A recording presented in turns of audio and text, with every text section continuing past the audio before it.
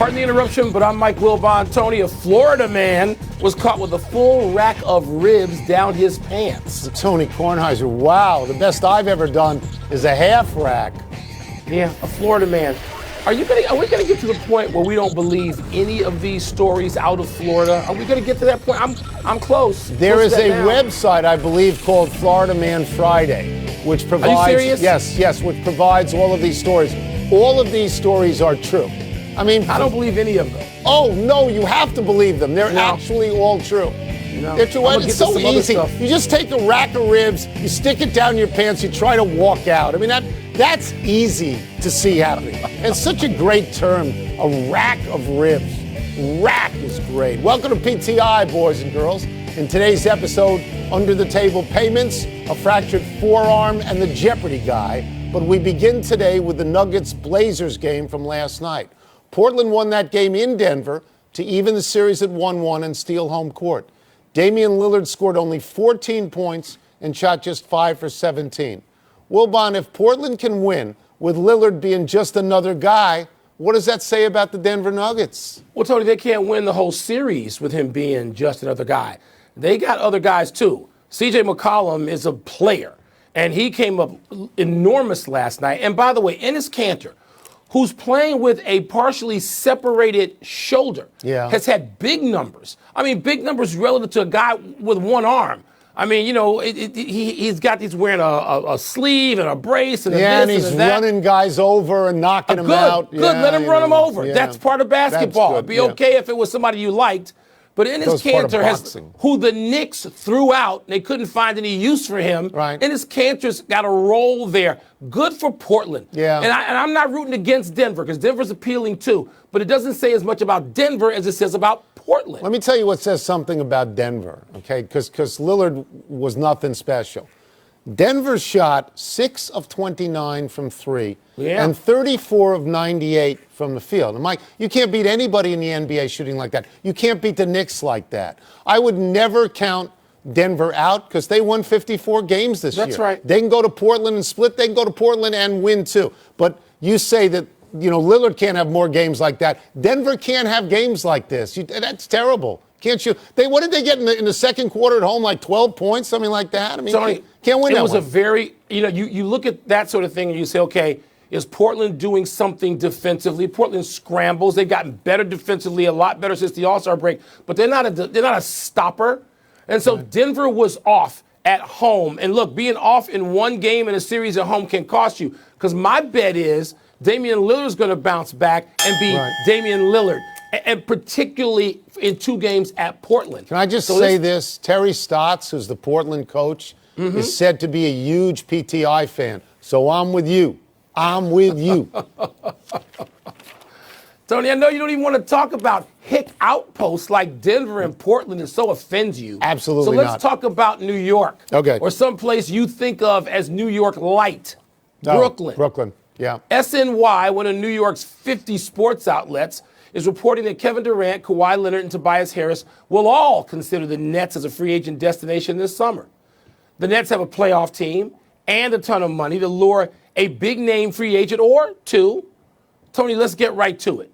Do you see Brooklyn, not Manhattan, but Brooklyn, being a destination for any of the game-changing free agents on deck? Mike, anything is possible.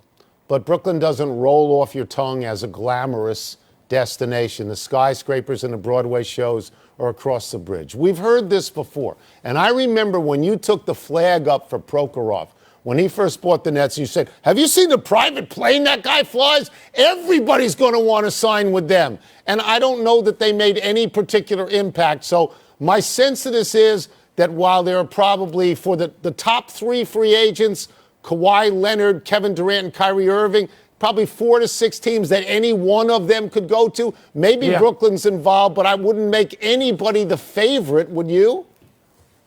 Tony, that's a good and fair question. I don't know that I would make anybody the favorite right now either, but let me just go back to Brooklyn for a second. Yeah. Because you and I was in Brooklyn. You didn't actually go to the games because you couldn't let your feet cross the bridge. No, you told me you walked the Brooklyn Bridge. I'm proud of you. That would be treasonous of you to go to Brooklyn as a Manhattan guy, Long Island guy. Long Island guy, baby. Let me just say this, Tony. You mentioned skyscrapers and Broadway shows. Yeah. 22-year-old brothers ain't necessarily looking at Broadway shows. Okay. Not at that point in their lives. Okay. Sure. And what they do consider, I'm told, is Brooklyn to be the cool place. Brooklyn is the place they go to hang out. Brooklyn is the scene of the restaurants and the clubs, and that's where they go. And so they apparently, I'm saying apparently because I'm not a New Yorker, they appear to view Brooklyn differently than you do. And Stephen A. Smith and old guys who go to see Broadway shows. Let's not just the old guys, but that's fine. Let's just take Kyrie Irving, Kawhi Leonard, and Kevin Durant. If you are making book or where they're going to be, you're crazy. These are unknowable people. That's right. I agree with that. Kawhi Leonard spent 7 years in San Antonio, and Greg Popovich didn't know what makes him tick. Kyrie Irving was on a championship team and was unhappy and left, having won a ring. That's unusual. Kevin Durant appears to be miserable all the time, and everybody says he's going to Knicks, he's going to Knicks. I wouldn't bet on that. Right now, I wouldn't bet on any of them. I wouldn't bet on anybody. I would not. That's my point. That's my only point. But Brooklyn, no allure to you. You grew up, 30 miles away, 40 miles away you grew up? No, from Brooklyn? Actually, about 15 to 18 on the parkways. Yeah, okay. That's all. Our friend David Aldridge wrote in The Athletic not so much about who should become the Wizards' general manager, but what that person must do. Aldridge says that whoever takes that job must trade Bradley Beal, the team's leading scorer and best active player. Rebuild with draft picks. Wilbon, do you agree with David? Yeah, Tony, I do. And just, being on the road where people still know that I sometimes occasionally live in Washington and make it back there, they say, Bradley Beal. They got to get rid of Bradley. This is just it's just stated like it's fact, like it's, going to happen. And I know players who want to, if they haven't already, called Bradley Beal to say, hey, why don't you come out here? We'd like to have you here if you can get yourself traded. Because Bradley Beal is wanted. He is desired. Yeah. He is looked at as a great teammate and an attractive player and a guy who's going to be an all-star and his career enhanced if he's around better players on a better team. That's the perception. And the Wizards, how do the Wizards get better otherwise, Tom? So I'm going to leave Michael Jordan to the side because he's a special case. But you don't build a team around a shooting guard. He becomes complementary to somebody else that you already have. Okay. Michael Jordan, again, he's the exception. If you look at the Wizards roster, they got nothing but Bradley Beal. John Wall may never play again, and if he does play again, you may never see the explosion that you saw the first 5 years that he was in the league. They've already begun to dismantle by getting rid of Otto Porter, and they just got a couple of guys from him. They just got guys. If they go to camp with this team next year, they're going to win 25 games. That's all they're going to win. Maybe that's what they ought to do. David suggests that maybe you go to the Lakers. I think Lakers a good trade. I think Bradley Beal would do very well in Los Angeles. Maybe you get some picks. Maybe you get Lonzo Ball and Kuzma. Maybe you do that. But where the Wizards are now, they have no traction in town at all. The John Wall contract and the John Wall injury sucked the life out of the team, Mike. There's nothing. Tony, this is a familiar position. Weren't we talking about this with Gilbert Arenas? Forget the guns issue. We were talking about this. It's hard to forget the guns issue, Mike. Every 10 years that he this brought happens. Loaded guns into the locker room. I know, but we're talking about personnel. That's a showstopper, isn't it? Yeah, the Lakers aren't the only ones who are interested. No, there's a lot of people would like Bradley Beal. He can average 22 points on any team in the league. Player. Yeah, he's a good player. We now have testimony in the FBI case looking into college basketball cheating that Arizona head coach Sean Miller paid money out of his own pocket to the tune of $10 grand a month to DeAndre Ayton. Former Arizona associate head coach Emmanuel Richardson is heard saying on tape that Miller was paying Ayton, who stayed at Arizona 1 year and is now in the NBA right there in Phoenix. Tony, does Arizona need to part ways with Sean Miller after yesterday's testimony? Okay, so if there is real evidence that Sean Miller paid him at all, he has to go. He has to go that day. Right. But I'm not certain that real evidence is on a wiretap circumstance in which it is possible that this assistant coach talking to whomever he's talking to is sort of trying to get over with that person, maybe make a deal down the road. I mean, I'm not certain of that. But if it is real evidence, absolutely he goes. Me, if I'm running Arizona, this is enough for me at this point. If I'm running Kansas, a school that every year some guy comes up for eligibility. You don't know what's going on. I'm wondering if I can't get rid of my coach too. But I'm not sure that everybody feels that way because it's smoke right now and it is not fire. That's true, Tony, but it's a lot of smoke. Yep. Let me say this. I agree pretty much with what you said about if I was running Arizona. Now, I don't believe for 1 second that Sean Miller was paying $10,000 a month to DeAndre Ayton. I don't believe that. Sean Miller is not a billionaire. He's a coach who makes a lot of money, okay? But to have a lot of money at the end of that coaching career when he's in retirement, which, maybe lasts a couple of decades, he's going to need his own money. Right. And I don't believe this. Every few years, Tony, going back decades, and you know more about this than I do, having covered college basketball when you did. Yeah. Every few years, somebody's paying somebody hundreds of thousands, and it's a lie. I don't know that it's that. Yeah, that's what I'm saying. I would need real evidence. Now, where you and I are going to part company on this is that I lay this stuff at the feet of Adam Silver and the one and done rule. These kids they spend 7 to 8 months on a college campus. They don't want to be there. They want to make money. They want to be in the pros. That shouldn't have to be Adam Silver's problem. Yes, it is Adam Silver's lap. It's Adam Silver. Get rid of the one and done. Silver's not the czar of college basketball. It's not a college basketball circumstance. He's forcing them to go to college basketball because he says you have to put a one and done in. It's an NBA rule, Mike. It's not an NCAA rule. It's not. Tony, it doesn't matter whose rule it is. The NBA doesn't have to sit back and wait for college basketball and say, pay our masses or we're going to commit violations. It's a bad rule, and kids have their hands out because they know in 6 months they're going to get money. They had their hands out before. We just talked about this for decades. Get rid of the rule. There's a big fight Saturday night in Las Vegas between Canelo Alvarez and someone named Daniel Jacobs. Jacobs' manager is bent out of shape because the judges in this fight are the same 3 judges who awarded Canelo the decision over Triple G in September. Jacobs' manager says, and I quote, "I expect them to do the right thing, but if we get robbed Saturday night, I'll be at the post-fight press conference, pounding on the table. I will not go down lightly if there's a bad decision," unquote. Wilbon, does the Jacobs camp have reason to be concerned? Yeah, the same reason that people have to be concerned over DeAndre Ayton in Arizona. These are twin stories. Money under the table to college basketball players, judges under suspicion in boxing. Oh, my God. Yeah. Who could imagine that? Tony, I remember you were there with me in Seoul in 1988 when the judging was so bad on a Roy Jones flight that we both left the country. We said, that's it. Well, we had to leave the country anyway, Mike. We were going to leave sooner or later, but we left earlier. And remember the part, Tony, about the judges being handed gold bars by the trainer from the other kid? I mean, look, I love these stories in boxing because they're part of what gives the boxing its fabric, its character. I love it. I pay it no attention. I suspect all the judges and everybody involved. Okay, so I have 2 solutions. The first solution is easy. Make Scott Foster the judge, because this is the second big story all week about, the refs are out to get us. The refs and the second and more reasonable solution is this. You tell your fighter, knock Canelo down, then knock him out. Okay? And that ends all of this. Don't worry about a decision. Knock him down, knock him out. Because he has a right as the champion to the benefit of the doubt, as we both agree. Okay, but he doesn't have a right to own the judges, which is what I'm not saying he owns the judges, but he's the meal ticket in Vegas. Let's take a break. Coming up is tonight, the night that Joel Embiid breaks through against the Raptors. And does the Jeopardy guy have a future career running a Major League Baseball team? I guess that's what he's a Cubs fan, Mike, right?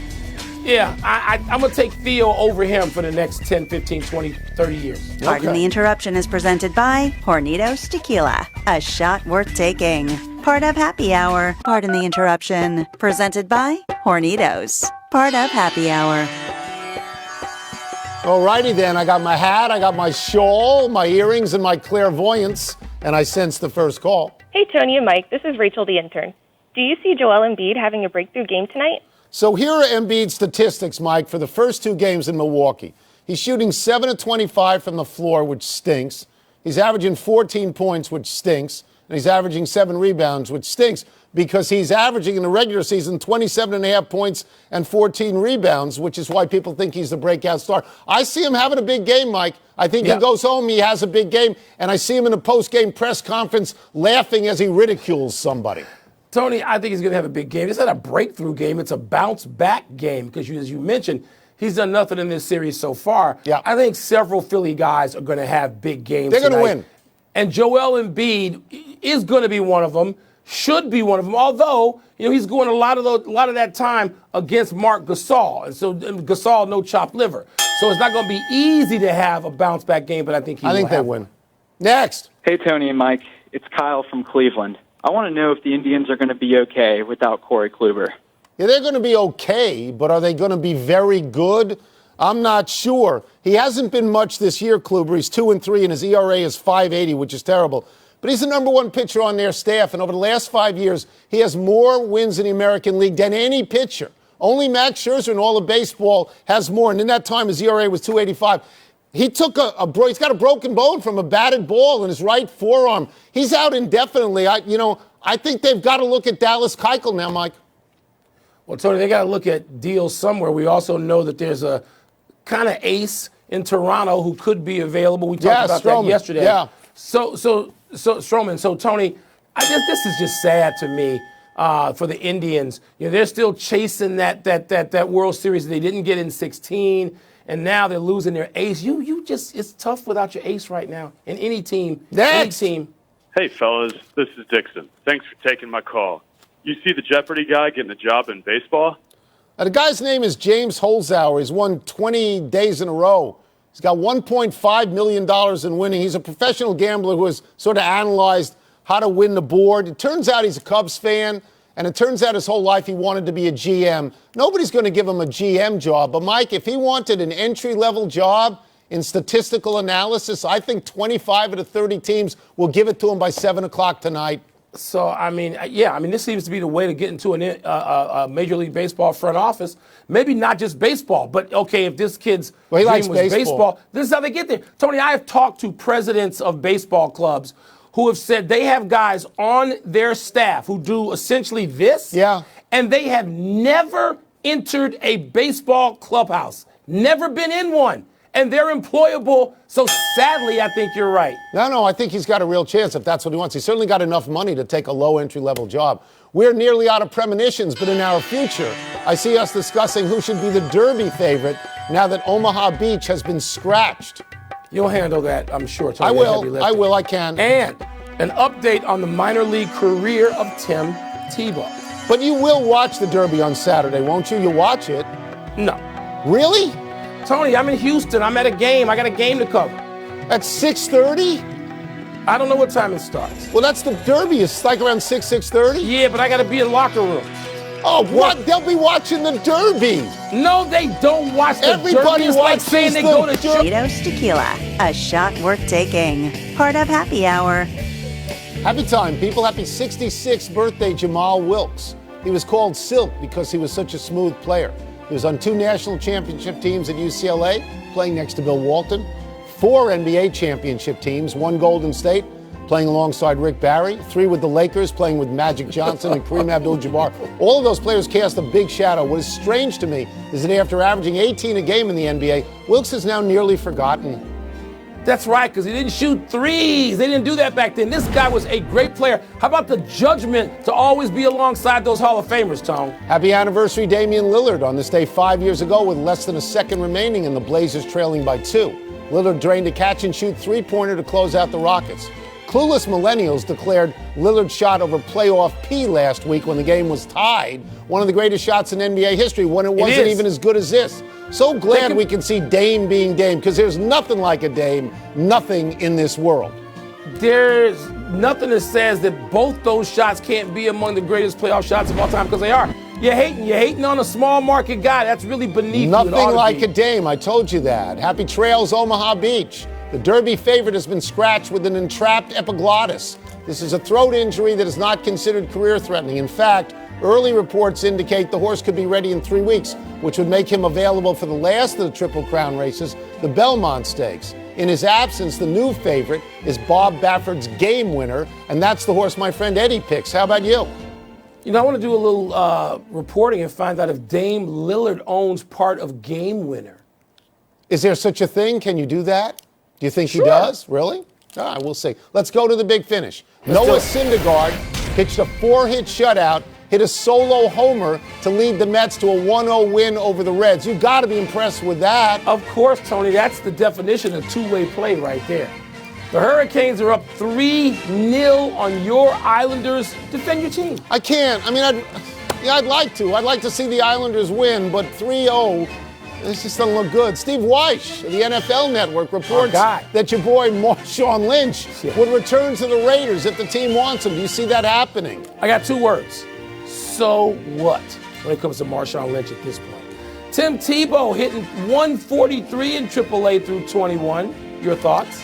It's early, but that's not good enough. He was a wonderful, wonderful football player. This may not be good enough to get to the majors. Last one, Bruins, Blue Jackets, and Sharks, Avalanche tonight. Who you got, Ace? I'm going to go with the Bruins and the Avs, Tony, to tie those series at 2 each. I picked them before this week. And you lost. But I'm not losing tonight. They're winning. Out of time. We'll try and do better the next time. I'm Tony Kornheiser. I'm Mike Wilbon. Same time tomorrow, Knuckleheads.